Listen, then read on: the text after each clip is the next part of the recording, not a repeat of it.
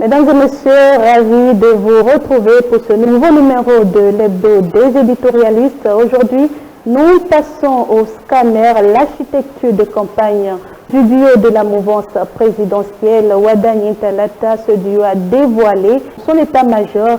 Et puis, nous nous arrêterons sur un quart d'école, la fin Bertin Kouovi, qui a secoué la toile cette semaine avec sa démission du bloc républicain suite à sa suspension énoncée par le parti entre discipline de groupe et liberté individuelle.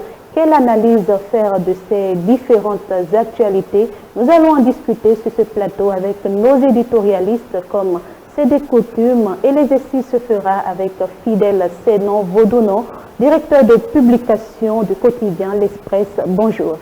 Bonjour Maël, bonjour à tous les amis téléspectateurs qui nous suivent. Et en face de vous, Cosme Keke, bonjour à vous. Je rappelle que vous êtes directeur de publication du quotidien Le Patrimoine. Oui, cher consoeur, bonjour. Bonjour à tous les amis téléspectateurs qui nous suivent en ce moment. Émeric Joël Alagbé du quotidien L'Emblème du jour, bonjour. Bonjour Maël, bonjour chers téléspectateurs de télé. Une note de service a circulé rendant public l'architecture de l'équipe de campagne pour le duo Romuald Wadani et Mariam Chabi Talata. Ce document révèle un dispositif pyramidal sous la haute surveillance d'un comité stratégique composé du président de la République et de Joseph Djogbenou et Abdoulaye Biotchani. Fidèle Sénon Vaudounon, on se souvient que le chef de l'État avait précisé qu'il allait s'impliquer dans la campagne présidentielle de 2026. Est-ce chose faite au regard de cette architecture rendue publique? Merci bien, je pense que c'est évident que cette architecture que nous avons devant nous rend compte justement de la fidélité d'une part du chef de l'État qui avait déjà annoncé qu'il sera au devant de la scène pour ce qui concerne donc le candidat de la mouvance présidentielle. Et nous sommes aujourd'hui face à la réalité. Mais au-delà de ce que le président Patrice Talon confirme son engagement personnel à conduire la dynamique politique au sein de la mouvance, il y a qu'on voit qu'il ne s'est pas agi simplement d'un montage ex nihilo. C'est un montage avisé, parce que quand vous observez un peu la place qu'occupe le président Patrice Talon dans ce montage-là, vous vous rendez compte que c'est un peu à l'image de ce que nous voyons aujourd'hui, pas forcément au sein du gouvernement, mais du point de vue de la réforme même du système partisan, où c'est les partis politiques qui sont au cœur de la dynamique politique, et donc le chef de l'État, pour ne pas le dire ainsi, en tout cas le président Patrice Talon, se place quand même au cœur de ce comité stratégique-là, entouré des deux chefs de parti, et vous voyez comment ça descend au fur et à mesure. Et puis, donc je trouve que c'est vraiment scientifiquement élaboré, et ça confirme bien évidemment la place que le chef de l'État voudrait bien occuper dans le dispositif de campagne de ce duo-là, qui ne lui est pas étranger dans tous les cas. Et donc c'est tout à fait normal qu'il prenne justement le bâton de commandement et veuille drainer cette locomotive-là vers la victoire. Pour moi, c'est tout à fait normal. Et c'est ça qui fait un peu, je vais dire, la spécificité de l'approche politique de Patrice Talon. Il ne fait rien sans l'avoir annoncé, et clairement, de sorte que si éventuellement ça venait à faire des remous, il assume totalement, il assume pleinement. Donc je pense que c'est ce que nous observons pour ce qui concerne donc cette équipe de campagne et surtout ce comité stratégique dont il ne passe pas quand même inaperçu. Merci à vous, Michael Blokeke, puisque nous décryptons cette architecture. Comment déjà, de votre regard de journaliste, d'éditorialiste, comment analysez-vous cette architecture et particulièrement le comité stratégique?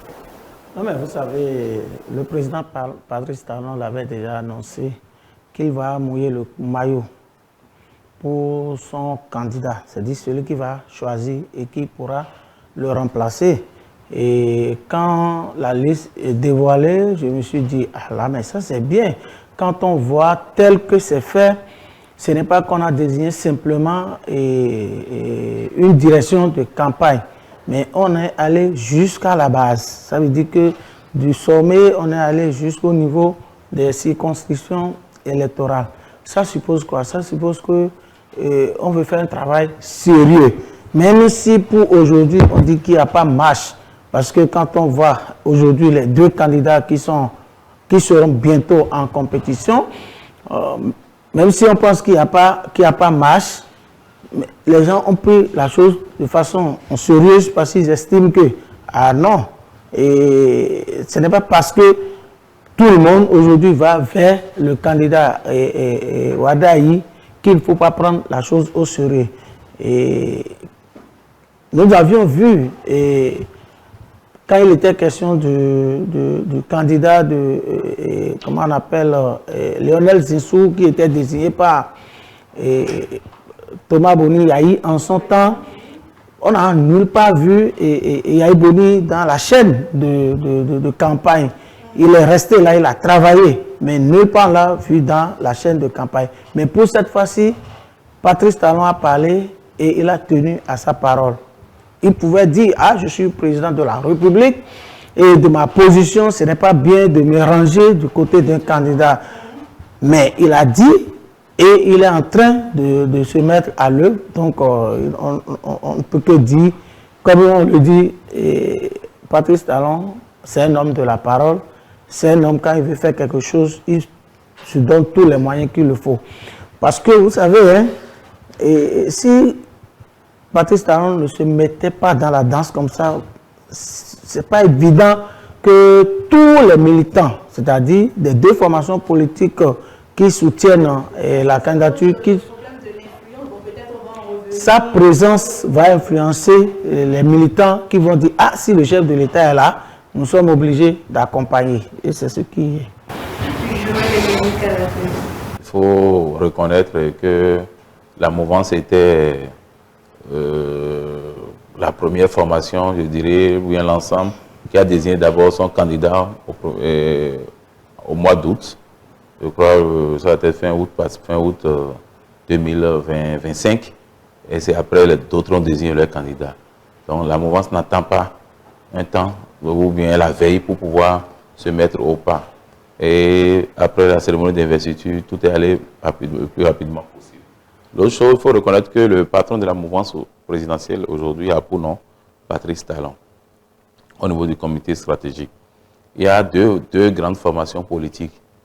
Et vous avez constaté vous-même que Maître Fufamin Joseph Diogbenou est là en tant que président de l'UP Le Renouveau. Le ministre d'État Abdoulaye Biotchane est là en tant que président du bloc républicain. Le Patrice Talon n'est pas là en tant que président de la République, il est là en tant que chef de la mouvance présidentielle. Donc c'est ça le comité stratégique pour pouvoir réfléchir et travailler avec l'équipe qu'ils ont proposée. Parce que l'autre, en descendant, vous allez voir ceux-là que l'UP Le Renouveau a proposé, ceux-là que le BR a proposé. Et l'autre chose par rapport à l'équipe de campagne, nous avons vu des ministres dedans de la République, nous avons vu des ministres conseillers, nous avons vu des maires, nous avons vu des députés, nous avons vu de tout le monde. Donc, toutes les couches sont représentées, ont été touchées. Ceux-là qui sont désignés, qui se retrouvent pratiquement d'une même commune, puissent réfléchir et faire également des propositions en élargissant l'équipe pour pouvoir aller vers les autres communes qui n'ont pas eu de représentants et autres. Là, ils vont se sentir concernés. Et cela permettra aussi au second duo, quand il va vouloir faire son architecture, de prendre ceci en compte et d'évoluer. Fidèle Sénat Boudoulon, le code électoral impose une certaine neutralité absolue aux agents de l'État.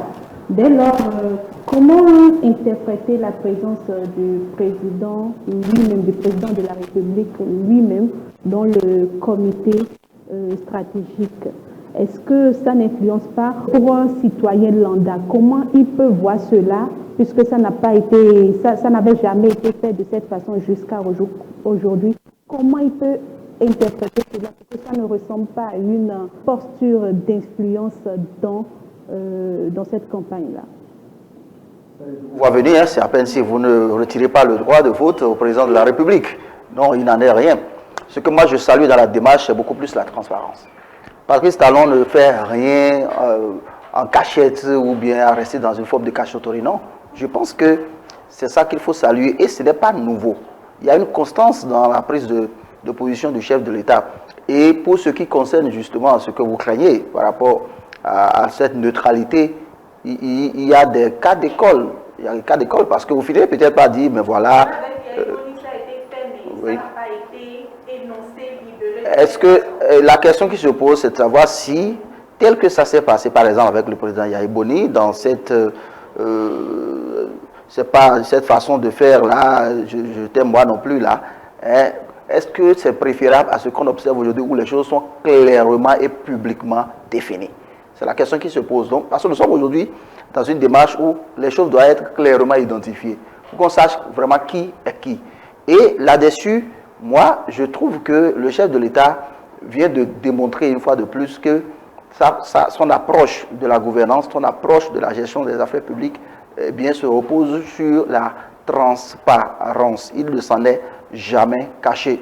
Et je voudrais anticiper, parce que je vous vois venir, sur la position, par exemple, du ministre d'État, Roumia Doualaï, qui est candidat, et on nous dira, mais pourquoi il n'a pas démissionné pour se consacrer à ceci ou pour se consacrer à cela. Le porte-parole du gouvernement en a quand même donné des éléments de réponse. Voilà, non, vous attendez peut-être d'avoir la lecture du journaliste que nous sommes, des journalistes que nous sommes.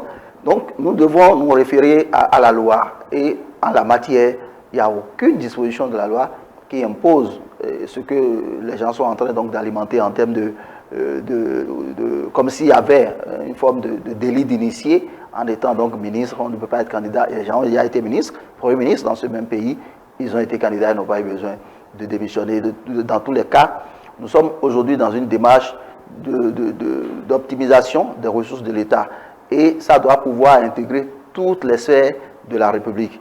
Et en la matière, personnellement, je ne vois pas quel est l'intérêt de demander à un ministre qui est candidat de démissionner. Et c'est en ce moment qu'on s'est en train de rechercher un autre ministre. Dans tous les cas, le gouvernement a montré déjà sa position sur tout ça en se basant sur les possibilités d'intérim pour gérer les cas de vacances. Alors si rien n'oblige le ministre, tout au moins au plan juridique, au plan réglementaire, à démissionner parce qu'il est candidat, je ne vois pas pourquoi il faut encore prendre ce risque-là.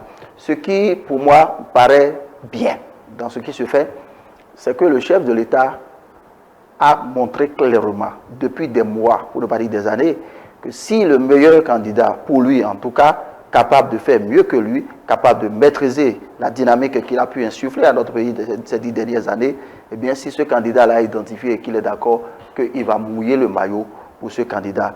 Et à partir du moment où il a dit cela, vous ne vous attendez quand même pas à ce qu'il démissionne, qu'il crée un vide juridique, qu'il crée un précédent terrible pour le pays, avant donc de se consacrer à ce que la constitution béninoise lui donne le droit de faire en tant que citoyen, parce qu'il est d'abord citoyen béninois avant d'être chef de l'État. Il est citoyen béninois avant d'être même chef de la mouvance présidentielle. Donc, pour moi, cela ne relève ni de l'éthique, ni de la morale, encore moins de la déontologie. Nous sommes dans la réalité politique et, comme disent mes parents font, si tu fais la chèvre, on va te faire brouter les herbes. Donc, il est question de montrer clairement sa position et de la défendre. Et c'est ce que fait le chef de l'État. Et mieux, quand vous observez l'équipe de campagne, vous vous rendez compte que ce n'est pas ce que nous imaginons là. Hein. C'est une affaire très sérieuse. Parce que nous voyons en face le candidat de l'opposition, Paul Rompé, qui lui aussi ne fait quand même pas dans la dentelle. Et nous oublions souvent qu'il s'agit d'une élection, et d'une élection d'envergure nationale. Alors, je vois dans la posture du chef de l'État celui qui prend la mesure de la situation et qui ne laisse aucune place à la tergiversation pour qu'on dise après que, bon voilà, ça nous a échappé. Et c'est ça qu'il faut saluer, non pas parce qu'on en serait particulièrement fan, mais pour que la dynamique politique soit réellement vivifiée dans notre pays. Et quand vous regardez le timing, moi j'attendais que l'équipe soit révélée peut-être le 27, c'est-à-dire à un mois du lancement donc, de la campagne électorale, mais on sent vraiment l'anticipation en toute chose. Et l'anticipation paye beaucoup plus en politique qu'ailleurs. C'est en cela que moi je salue vraiment la démarche donc, du président Patrice Talon qui se dresse en commandant en chef. Et quand vous voyez l'architecture, Joël Alabé a commencé par en parler tout à l'heure, quand vous voyez l'architecture en termes de représentativité, en termes de représentativité générale et surtout de représentativité des femmes, déjà dans la coordination nationale, j'ai pu dénombrer quelques 4 femmes, ce n'est pas rien.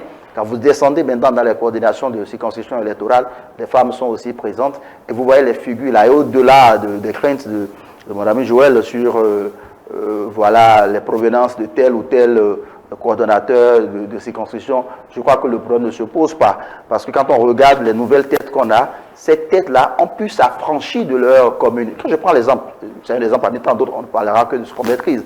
Nous sommes de la 20e, la première c'était moi.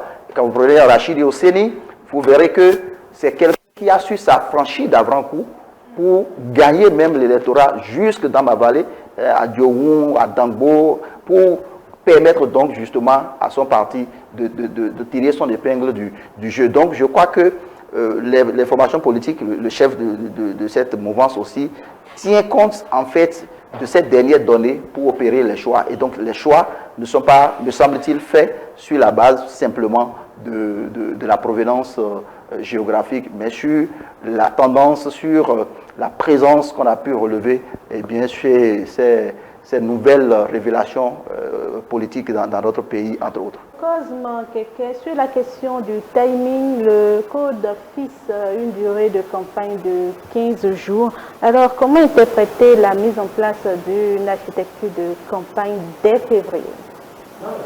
Le code qui parle de la période de campagne qui fixe 15 jours de campagne ne donne pas une période pour la mise en place des organes pour la campagne. Donc, chaque parti politique s'organise en son sein pour l'essentiel est que l'on fasse tout pour faire gagner son candidat. Et je voudrais un peu revenir en arrière par rapport à la question que vous avez posée à Fidèle en demandant mais qu'est-ce qui fait que le chef de l'État le retrouve au sein de cette... le chef de file de la mouvance a dit que son candidat, alors comprenez ce qu'il veut dire par son candidat. Son candidat, ça veut dire que même si celui-là n'était pas... On pouvait espérer que la machine soit mise en œuvre sans forcément que le chef de l'État... Donc ça veut dire qu'il a eu son mot dans le choix de ce candidat. Même si c'est le candidat des partis politiques de la mouvance, c'est qu'il a pu dire quelque chose pour le choix de ce candidat. Puis il a dit son candidat, que son candidat, et nous tous nous avons reconnu ici tout à l'heure, quand nous prenons la parole, que le candidat de la mouvance est le candidat du président de la République. Et il a dit, donc c'est tout à fait... Non. Donc on dit la même chose. Donc c'est tout à fait normal que ce dernier se mette en position pour faire gagner. Ici, ce que je voudrais dire, le problème n'est pas de faire gagner le candidat aujourd'hui. Parce que même si, d'abord, il n'y a pas marche. Quand vous observez les choses aujourd'hui, il n'y a pas marche. Non, je dis quand vous observez aujourd'hui les choses, il n'y a pas marche. On parle d'une élection, hein? Deux candidats, on ne peut que comparer deux choses comparables. Le candidat Ouadaye et le candidat Hunkwe, on ne peut pas les comparer aujourd'hui. Parce qu'ils sont déjà allés aux élections. On a déjà vu le parti de Hunkwe aller aux élections. Il est allé à toutes les élections. Et on a vu ce que Hunkwe a pu récolter sa formation politique.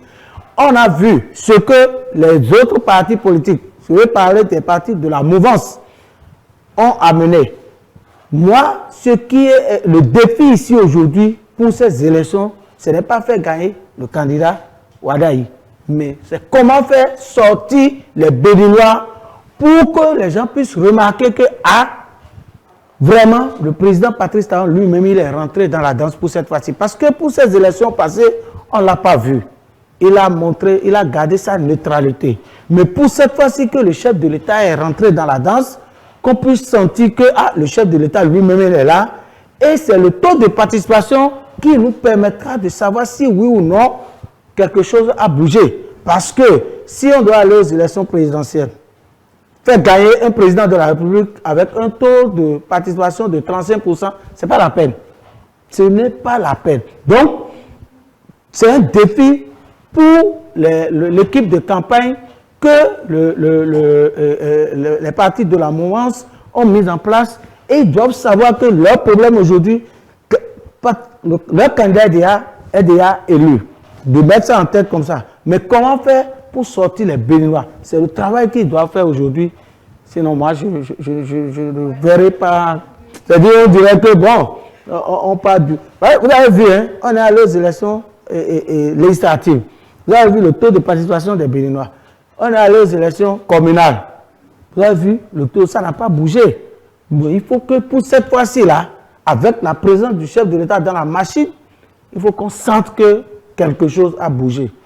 Voyez-vous aussi cette équipe de campagne sous le filtre du défi lancé? D'abord, je tiens à expliquer des choses par rapport à ce que qu'a dit M. Keke. Rien n'est gagné d'avance. Si vous voyez, vous suivez l'actualité ces temps-ci, vous allez constater que le candidat Oumoué a commencé par changer de méthode de communication et a commencé par prendre en compte ce que les amis de LD disaient, réclamaient, en disant il faut ceci, il faut ceci. Il a commencé par prendre pour dire quand il serait là, il va faire ceci, il va faire ceci. Il a changé sa méthode de communication. Donc ça veut dire que il veut aller au combat pour pouvoir gagner les élections. Mais vous voulez que, même s'il y a des sondages qui disent que le duo Wadaï Talata est devant, ils vont croiser les bras, ils ne vont pas croiser les bras. Ils ne vont pas croiser les bras, ils sont prêts pour le travail, et le travail se ferait à fond, et ils feront du moins de cette campagne une fête électorale, ce que nous avons l'habitude de le faire. Et voir l'implication du chef de l'État. Fidèle a dit tout à l'heure, c'est un Béninois, il a droit au vote, il va voter. Quand il dit son candidat, ce n'est pas lui c'est pas Patrice Talon qui a désigné Romuald Wadaï. C'est les partis de la mouvance présidentielle qui ont désigné Romuald Wadaï. Et c'est ces partis qui ont investi Romuald Wadaï à Parakou. On était là-bas. On était là-bas pour... Oui, donc nulle part on a vu Patrice Talon venir investir Romuald Wadaï. C'est les partis de la mouvance. Et quand les partis de la mouvance ont fini d'investir Romuald Wadaï est devenu le candidat de tous les Béninois. Et quand le candidat a pris la parole, il dit « Je suis le candidat de tous les Béninois. Je veux être le candidat de tout un chacun. » Voilà, tous ceux qui vivent au Bénin comme à l'extérieur, un peu partout. Donc, ce qui veut dire que même les partis politiques même à qui on a contacté pour pouvoir faire qui ont proposé des gens pour... Ils dit les partis ne veulent pas s'arrêter aux militants pour pouvoir faire le travail. La campagne veut être nationale et un peu partout. Ils ont même supplié des gens pour que les gens sortent pour pouvoir voter et voter utile pour leur candidat. C'est ce qui est officiel, vous avez vu. Donc, vous n'allez pas me dire que des choses qui sont en train d'être faites dans l'ombre pour que les amis démocrates et autres puissent se rallier à ça pour pouvoir donner de poids au candidat. Mais on n'a pas besoin d'afficher tout ça. C'est ce qui est officiel, c'est ça que nous avons vu. Et ce qui est officiel, on sait qu'il y a beaucoup de choses qui se passent parce que les élections présidentielles, c'est différent des autres élections. Ce n'est pas les élections de proximité, les élections locales et autres, tout ça. On veut que tout le monde participe aux élections. Maintenant, ce qu'il faut dire, c'est dire à l'équipe là de tendre la main à tout le monde. C'est de tendre la main à tout le monde pour pouvoir travailler. Qu'ils ne se disent pas que voilà, nous sommes déjà investis aujourd'hui dans la direction de campagne. Nous sommes les chefs et autres. Qui se disent que tous les Béninois sont membres de la direction de campagne de Romuald Wadaï pour ceux-là qui veulent voter pour Romuald Wadaï. En attendant de voir le schéma de de Rompuy aussi qui va peut-être sortir, de Toto, mais qui ne sera pas aussi à négliger parce qu'il y a marche. Je pense qu'il faut comprendre les choses de façon terre à terre. Patrice Talon a décidé, depuis des lustres, d'accompagner le candidat qui serait à même de faire mieux que lui, d'assurer la continuité de la dynamique qu'il a su insuffler à notre pays ces 10 dernières années. C'est un fait. Et je pense que nous n'opinons que sur les faits. Donc c'est de cela qu'il s'agit. Maintenant, quand on revient sur la question de sa présence dont vous parlez, pour moi c'est une présence naturelle qui rentre en ligne de compte avec ce qu'il avait déjà annoncé, qui est donc de rester derrière le candidat qui remplirait les critères dont il avait déjà parlé. Aujourd'hui, nous ne sommes plus, je suis d'accord là-dessus avec quelqu'un, nous ne sommes même plus sur les critères de désignation de ceci ou de cela, comme il semblait le dire. Nous sommes dans le feu de l'action. Et l'action, c'est qu'en face de Romuald Wardai, il y a Paul Rompuy. Je ne suis pas d'accord avec Cosmo quand il estime par exemple que, bon voilà, le défi aujourd'hui, c'est le taux de participation. Ah non, ne nous y méprenons pas. Nous avons entendu dans ce même pays les militants, les responsables du parti, les démocrates dire que même si on présentait, et ça s'est répandu dans l'opinion, surtout les militants que nous rencontrions à la base qui disaient, même si on présentait un mouton face à Talon, au candidat de Talon, nous allons voter pour lui. Vous avez entendu ça? Vous avez bien entendu cela? Et donc, aujourd'hui que nous sommes dans une actualité où vraiment le candidat de la mouvance est connu, le candidat de Patrice Talon, on peut le dire, est connu, alors il n'est pas question simplement de travailler à relever le taux de participation dont on connaît les conditions ayant amené justement à ce taux-là, parce que cette émission ne veut pas se consacrer aux primo-votants et tout ce qui va avec. C'est les éléments qui sont connus. Et je pense qu'aujourd'hui, les organisations, les structures qui connaissent aujourd'hui donc la candidature de Romuald Wardai travaillent déjà là-dessus. J'ai vu au cours de la semaine un travail scientifique a été fait sur les causes donc de cet état de choses-là et des solutions envisagées pour contrer. Donc moi je voudrais relever que le piège pour l'équipe de campagne et pour tous ceux qui soutiennent Wardai sera de dormir sur le laurier en pensant que c'est gagné d'avance. Parce que ce n'est pas gagné d'avance. Il y a un travail à faire. Nous allons à une élection présidentielle. Ce n'est pas une multitude de candidats, c'est 2 candidatures que nous avons en face, c'est 2 duos que nous avons en face. Et quand vous analysez un peu, du point de vue de l'expérience, nous connaissons le ministre d'État Romuald Wardai depuis 10 ans, en tout cas pour ma part. Mais Paul Rompuy, s'il vous plaît, a fait ses preuves. Ça ne paraît peut-être pas particulièrement élogieux, mais ma foi, il a été aussi ministre. Il a pu conduire une liste de candidatures à différentes élections dans ce pays-là. Donc ce n'est pas les mêmes backgrounds, ce n'est pas les mêmes expériences, ce n'est pas les mêmes pénétrations au niveau donc, du public. Donc il y a ces éléments que nous devons prendre en compte si nous devons analyser conséquemment la posture aujourd'hui d'un candidat comme Paul Rompuy en face de Romuald Wardai. Et il y a les thèmes de campagne que nous semblons ignorer dans l'analyse. Non, les thèmes de campagne sont au cœur même de la dynamique politique aujourd'hui. Et vous savez que ceux qui ne font rien ne font pas d'erreur. Mais il se fait qu'aujourd'hui, le candidat Romuald Wardai appartient à une équipe gouvernementale au sein de laquelle il a été un pivot. Tout le monde sait, et c'est d'ailleurs cela qui lui a valu l'unanimité de son choix comme candidat de la mouvance présidentielle. Et alors donc, de l'autre côté, je veux dire, Paul Rompuy trouvera certainement des choses à redire sur la gouvernance. J'ai commencé par dire que ceux qui ne font rien ne font jamais d'erreur. Donc, étant dans le feu de l'action, on trouvera beaucoup de choses à dire. Et je pense que Patrice Talon a pris la mesure de toutes ces réalités en prenant lui-même la tête de cette dynamique-là pour conduire de main de maître donc, la campagne du candidat Romuald Wardai, du duo Romuald Wardai et Talata. Et donc, il ne s'agit pas d'une mise en scène, il ne s'agit pas de s'imagrer, c'est du sérieux. Parce que si, tel que vous dites par exemple, eh bien, le duo Wardai Talata allait dormir sur celle, vous dites voilà, de toute façon c'est gagné, bon voilà, FCB n'a rien donné aux dernières élections. Les élections passent mais ne se ressemblent jamais au Bénin. Et nous connaissons l'électorat béninois pour sa versatilité sur un petit détail de rien du tout. Et je pense que vous n'allez pas l'enseigner à celui-là qui est devenu aujourd'hui un véritable animal politique, comme Patrice Talon. Et c'est donc fort de tout cela qu'il a pris ces dispositions. Et je sais, heureusement dans tous les cas, hein, que c'est pas comme quelqu'un qui est le chargé de communication de cette équipe. Sinon, je pense qu'il risque de dormir sur le laurier et que le lendemain du 12 avril, il vient découvrir les dégâts.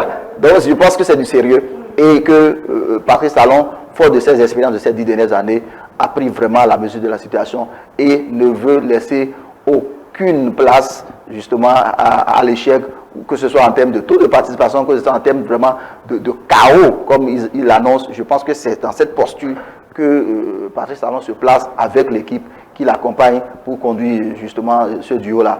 Et je voudrais finir sur l'éventualité d'une équipe de campagne à révéler du côté de Paul Rompouet. Ça fait partie, j'ai commencé par le dire à l'entame de cette émission, des innovations à mettre à l'actif de Patrice Talon. De dire les choses clairement et publiquement pour que tout le monde soit au courant.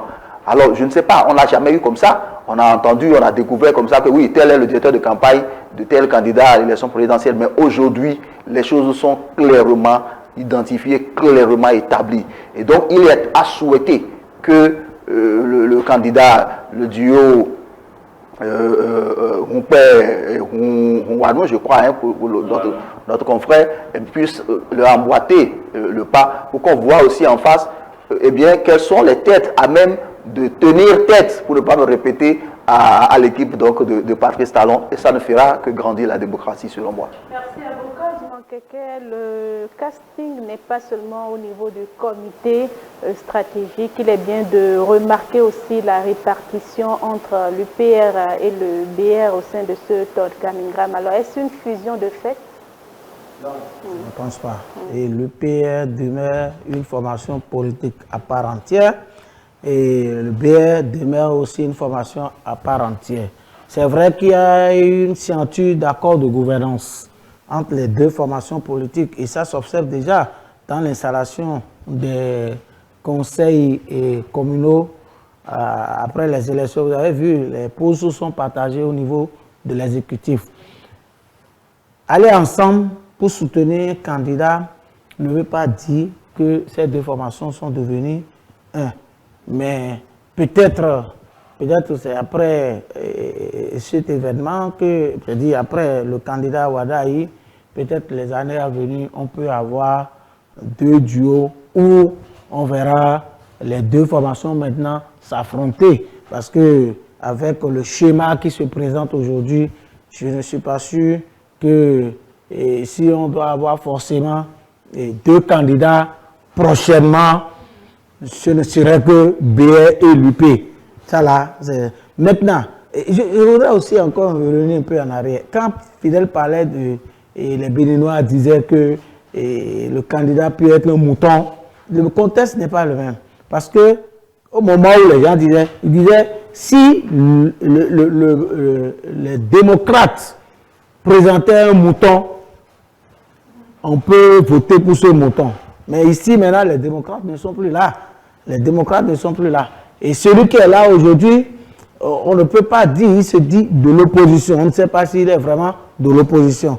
Et connaissant la mentalité des Béninois, connaissant la mentalité des Béninois, vous savez, pour les élections passées, il y a des gens qui ont voté pour une liste pour les élections législatives et qui ont voté pour une autre liste, tout simplement parce qu'ils ont dit je préfère voter pour celui qui va gagner que d'aller jeter ma voix dans l'eau. Et quand on voit le schéma aujourd'hui, nous sommes tous, et ce n'est pas Fidel qui dira le contraire, ce n'est pas Alado qui dira le contraire, que ce n'est pas clair que le duo gagnant aujourd'hui, c'est le duo Wadaï. Donc, maintenant, oui. Maintenant, pour revenir, j'ai déjà répondu à votre question. J'ai déjà dit, ce n'est pas le fait de rester ensemble pour créer ou bien pour composer une équipe de campagne qui signifie que les deux formations politiques sont fusionnées ensemble. Non.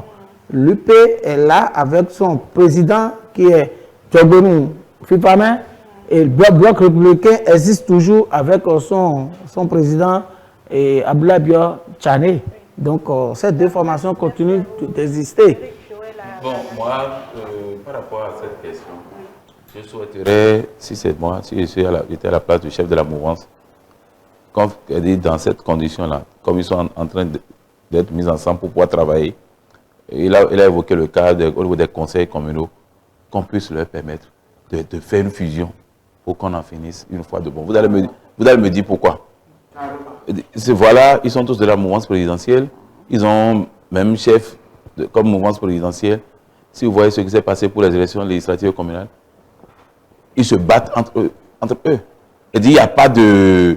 Nous sommes de la mouvance, ce qui se passe, ceux du BR attaquent l'UP attaque le BR, et on finit, maintenant on finit.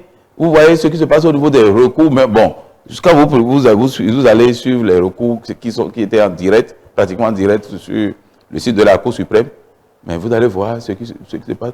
Et si on me dit même qu'ils vont même rester ensemble dans un comité de campagne nationale, nous allons refuser.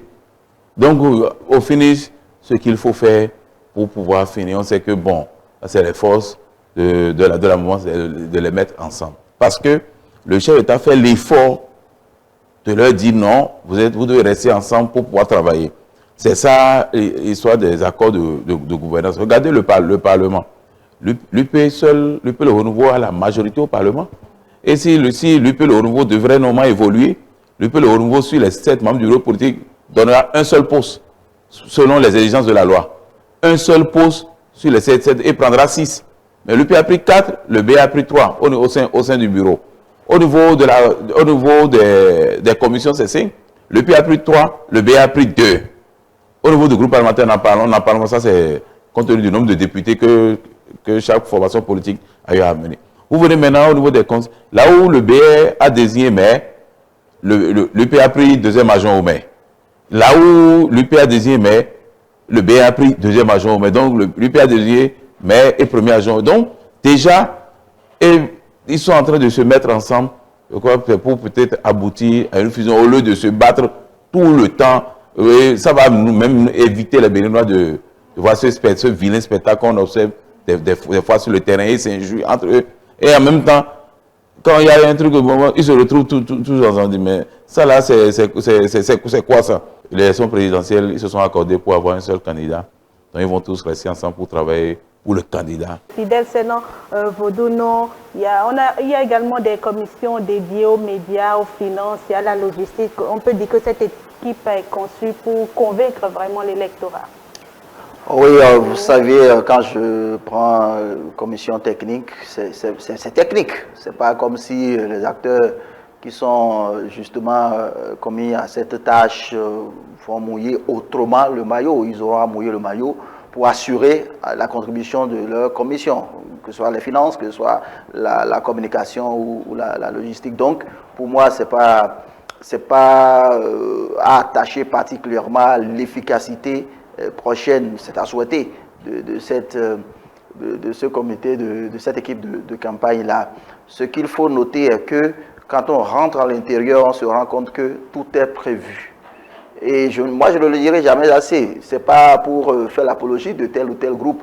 Ça fait beau, ça fait certainement beau de voir que, on parle du Bénin, hein, et aujourd'hui, à plus d'un mois, d'accord, du lancement de la campagne électorale pour les élections présidentielles, on connaît l'équipe officielle derrière un duo de candidats. C'est beau. On a envie que cela soit dupliqué au niveau de l'autre duo aussi, le duo de Paul Ompé, par exemple, et que ça nous donne de la matière pour nous autres professionnels des médias, de confondre le background des acteurs qui sont alignés pour voir est-ce que ça fait le poids face à ce qu'on a déjà vu de l'autre côté. C'est très important que nous ayons justement ces données-là. Donc, c'est l'aspect innovant qui m'intéresse, moi.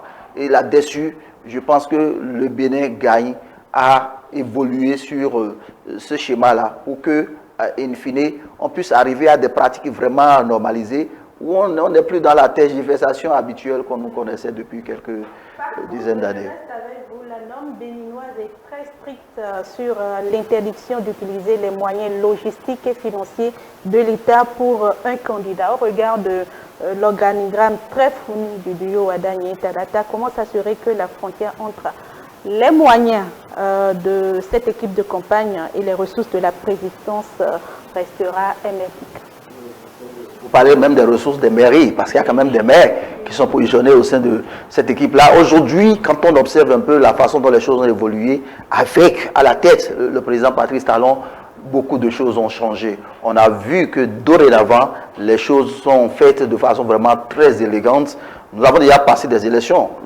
Vous connaissez aujourd'hui la propension. Avec le développement des nouveaux médias, WhatsApp, Facebook et tout, vous auriez vu des captures de véhicules officiels, même si c'est dans le Bénin profond. Donc je pense que les gens ont pris toutes les dispositions pour faire les choses. Vous avez vu l'investiture du duo, par exemple, de la mouvance. J'ai eu l'honneur de commenter ça sur le plateau de télé. Et on a évoqué la question. Personne n'a osé se frotter donc à cette facilité-là, à utiliser les moyens de l'État, les ressources de l'État pour pouvoir justement faire de la campagne, faire la politique. Donc, je doute fort, et c'est presque pour moi une certitude, pour avoir vu les différentes élections passées avec ces acteurs que nous avons en face, je doute fort que nous ayons à remarquer ou bien à constater l'usage des moyens de l'État. Je crois que c'est révolu. C'est révolu il y a 10 ans, au-delà de 10 ans, il y a eu beaucoup de ces cas qu'on a souvent dénoncés, mais depuis 10 ans, je pense que ça, c'est révolu. Il n'y a pas de risque, parce que quand c'est ordonné, quand c'est organisé, quand c'est structuré, comme on le voit là, il n'y a pas de raison. Vous voyez la mobilisation financière, par exemple, la mobilisation matérielle, il y a beaucoup d'acteurs, surtout quand vous voyez même les mouvements dont on parlait, on n'a pas pu en parler, vous voyez que c'est des gens qui sont vraiment engagés, qui sont motivés et qui cotisent, qui participent pour pouvoir relever justement leur candidat, pour pouvoir vendre leur candidat. Et c'est ça qui me convainc, moi, sur le fait que Cosme quelqu'un fait erreur quand il estime qu'il n'y a pas l'unanimité. Merci à vous. Cosme, très rapidement, quelques secondes sur la même question. Sur cet aspect, je sais que c'est un homme très méfiant, et exhorter le chef de l'État, puisque nous avions vu le candidat de Yahya Boni dans ce pays. C'est vrai que Yahya Boni avait fait de campagne, avait fait de campagne mais sans pouvoir dire qu'il est en campagne pour lui, pour le candidat, celui qu'il a désigné. Mais pour cette fois-ci, le président Patrice Talon s'est déclaré et soutenu, aller en campagne à son candidat. Ça suppose quoi? Ça suppose que le chef de l'État et les ministres, surtout le candidat Wadaï, qui sera opposé jusqu'à son élection comme président de la République, ceux-là doivent pouvoir faire beaucoup attention. Parce que le peuple qui est l'observateur sera en train de les observer. Est-ce que ceux-là n'ont pas gardé leur poste pour utiliser les moyens de l'État pour faire campagne à leur candidat? Je suis sûr qu'ils seront attendus sur ce terrain. Donc, ils doivent faire beaucoup attention. Je sais que souvent, le chef de l'État, même sans aller en campagne, même quand lui veut se déplacer, il ne se déplace pas avec le véhicule de fonction. Je sais ça. Mais pour cette fois-ci, il faut qu'il fasse beaucoup plus attention aux moyens qu'il va utiliser pendant cette période où il serait en campagne pour son candidat. Merci à vous, Joël Alagbé. Je vais vous conter une petite histoire qui va vous verrez même ce qui se passera. À l'investiture du candidat, du duo candidat Wadaï Talata, il y a je crois que la trésorière générale et chargée de la logistique du mouvement Fan-Club Romain Wadaï qui est allée à la poste du Bénin pour aller louer les bus de la poste pour payer, pour pouvoir se rendre avec le mouvement au niveau de Parakou. Vous savez que le DG a dit non, qu'ils ne veulent pas louer les bus. Même s'ils paient maintenant, les gens diront qu'on a mis les bus à disposition pour pouvoir faciliter le déplacement des gens vers Parakou. Que vraiment,